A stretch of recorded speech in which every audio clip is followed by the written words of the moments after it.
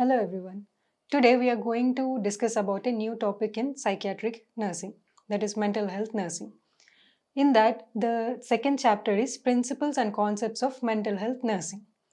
So, to know about the principles and concepts of mental health nursing, first we need to know what is mental health, what is mental illness, and what are the different branches.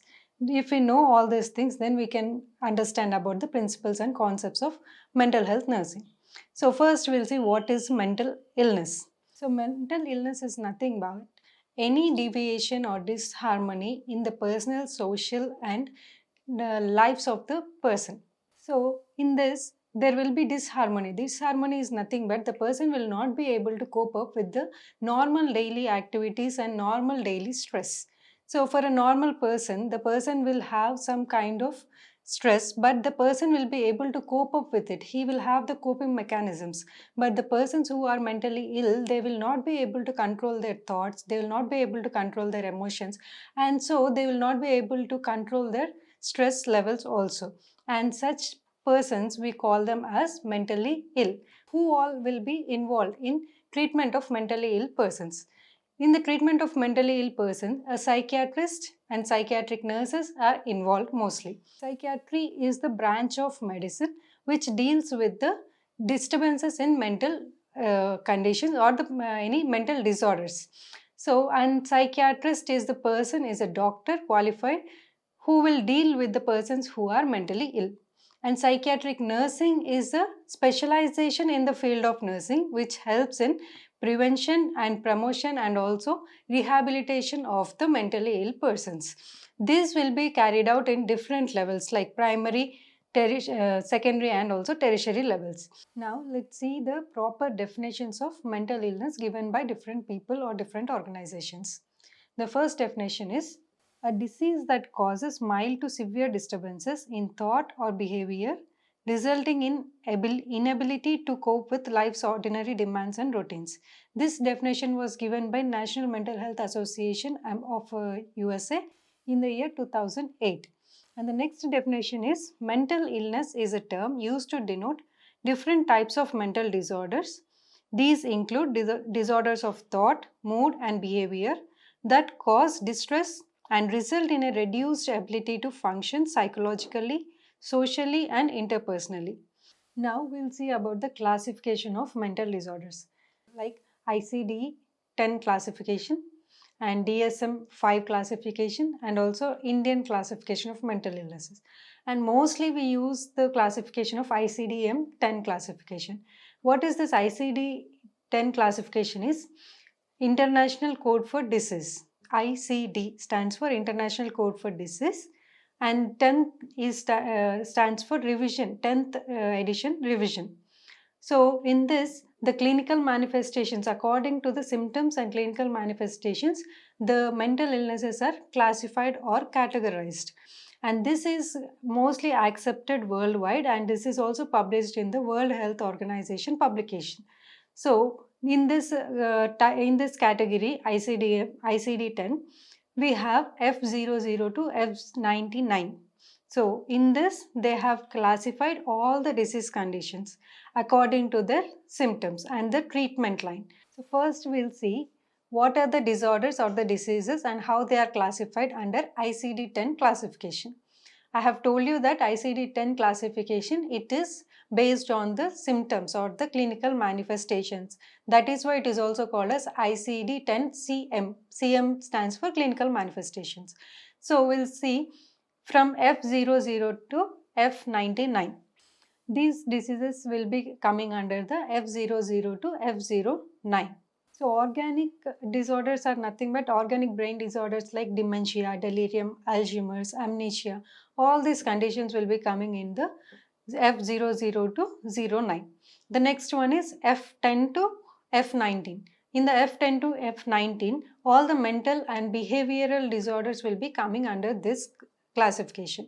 In this, the behavioral disorders due to alcoholism and also due to substance abuse, like substances like opium, cocaine, and different kinds of substance. So these all will be coming under F10 to F19, which is mental and behavioral disorders.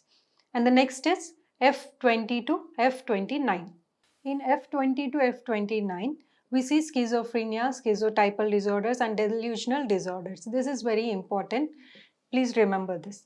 And when we go to the schizophrenia chapter, you can also learn what are the complete classification which comes under this F20 to F29. So the next one is F30 to F39. Those are the mood disorders. What are the mood disorders? Mood disorders are nothing but depression, mania, these kind of disorders, and bipolar disorders. These all comes under mood disorders. So, and the next classification is F40 to 48. In F40 to F48 the disorders which are included are neurotic, somatic, and somatoform disorders. In this, the diseases which will be related to the stress, like phobic anxiety, other anxieties, and also some conditions like any somatoform disorders, all these diseases will be coming under F40 to F49 classification, that is somatoform disorders and stress related disorders. And in this, you can also see a disease called as obsessive compulsive disease. So obsessive compulsive disorder also is related or it comes under neurotic, stress related, and somatoform disorders. And the next one is F50 to F59. In the F50 to F59, we can see behavioral syndromes which are related to the physiological disturbances and physical problems like eating disorders, sleeping disorders. These comes under the behavioral syndromes which are related to the physiological disturbances. These cause disturbances in the physiological state of the person, like eating disorders and sleeping disorders. All these things comes under F50 to F59.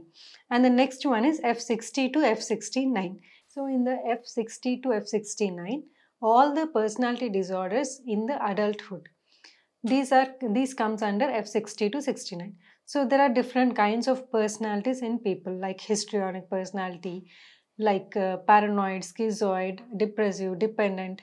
So different kinds of personalities will be there in different kinds of people. So accordingly, there will be different kinds of personality disorders also. So all these kind of personality disorders comes in the F60 to F69 classification. And next is F70 to F79. F70 to F79 is mental retardation. Mental retardation, in this, the different stages of mental retardation, like mild mental retardation, moderate mental retardation, severe mental retardation, profound mental retardation, and unspecified mental retardation. All these kinds, different stages of mental retardation will be seen in the classification of F70 to F79. Next is F80 to F89. In this, developmental disorders will be covered. So the developmental disorders like any speech delay or any scholastic skill problems, developmental delays, all these kind of delays or the disorders which are related to the motor development or the psychological development, these all will be coming under F80 to F89. In this last classification of F90 to 99, there will be some kind of behavioral disorders which are having the onset during the childhood to adolescent. So in this, there will be disorders like conduct disorders or disorders which will be related to the disturbances. They will be causing disturbances in the social life of the person. They will not be like, for example, I can give like ADHD, conduct disorders. All this comes in the behavioral disorders with onset in the childhood and adolescence. So this is the classification of ICD-10-CM. So this is the most widely accepted classification. You might get a question related to this ICD-10 classification also. And if they ask you to write the ICD-10 classification, you have to write all the classification from F00 to F99. So in the DSM-5, the first axis classifies clinical conditions and other conditions. Axis 2 is related to the personality disorders and also the other medical conditions. And in the axis 3, it is related to the general medical conditions. Axis 4, psychosocial and environmental disorders, and axis 5 is general assessment of functioning. So these are the 5 axis classification which is coming under the Diagnostic Statistical Manual. DSM classification mainly focuses on the classification of the disorder but not on the person. Like when we treat the person according to the DSM-5 classification, we say the person with alcoholic syndrome or the paraphilia person who is having paraphilia, but we will not say paraphilic or the person is alcoholic. We won't use such words, but we mainly focus on the classification of the disorder rather than the person. So this is about the DSM-5 classification. And the last classification is Indian classification of mental disorders. Almost all the countries have their own classification for their mental disorders. This will help in building the knowledge, because each country has different kinds of cultures, traditions, and their norms, everything, beliefs. So accordingly, there will be differences in the personalities of the persons, and also it will be easy for a nation to have such kind of classification for their own country. So in our country, we can sing in the year 1967, Wig and Sing. In the year 1967, they have proposed a classification which is based on the ICD-10 classification of the World Health Organization.